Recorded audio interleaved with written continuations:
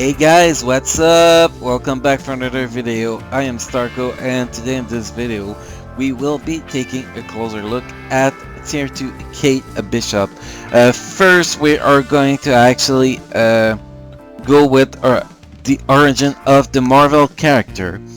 The daughter of publishing magnate Derek Bishop, Kate was born into a life of privilege and luxury. Till she never fully embraced her father's self-serving attitude, instead taking after her mother and contributing to a variety of social causes.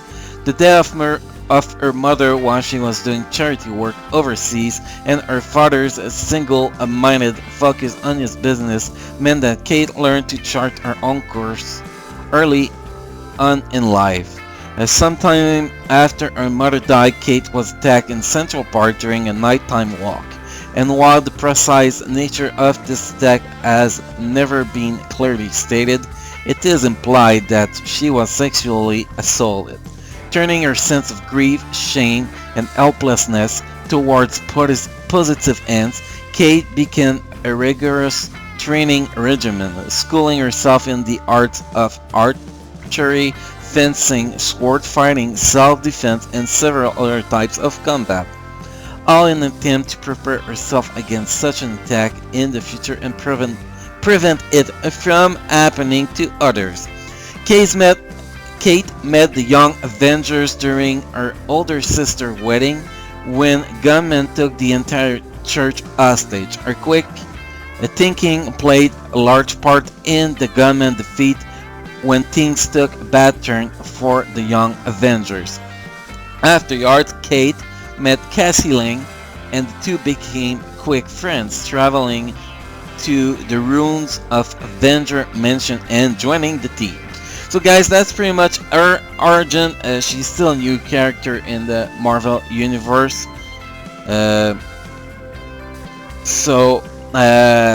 Basically, that's her backstory. Next, guys, I wanted to talk about our utility in game mode.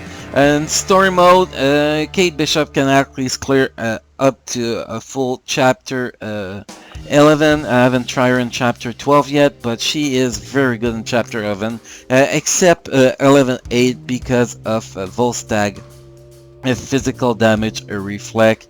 In timeline battle with her iframe and stuff, she can be really good. Yes, can be Doctor Strange, can be a pain in the ass against her, but with a good build, she can actually survive Doctor Strange. If we talk about Alliance Tournament, she is not recommended for Alliance Tournament. She doesn't have the defense to be able to survive an Alliance Tournament. Wolbus, she can clear all Wolbus, Thanos Infinity included. This is really easy for her.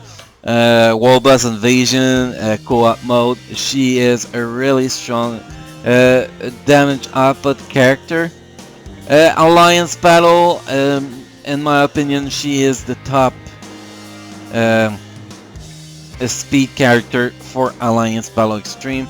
Mixed with either Elsa lead or Bucky lead, and Hawkeye's as team up. She is really strong, in my opinion, with the fully awakened Zoseth, the fully amplified Odin Blessing, and a good set of cards. She can score easily over 150k. Shaolin, she can clear any stage that she meets the requirements, that's for sure. And Villain Siege, she can clear Armor in about 30-40 seconds, so she got a really good damage output. So guys, before we actually go over the build, I just want to share some gameplay with you. So guys, I'm leaving you on the gameplay right now, and we will be back with the build right after that.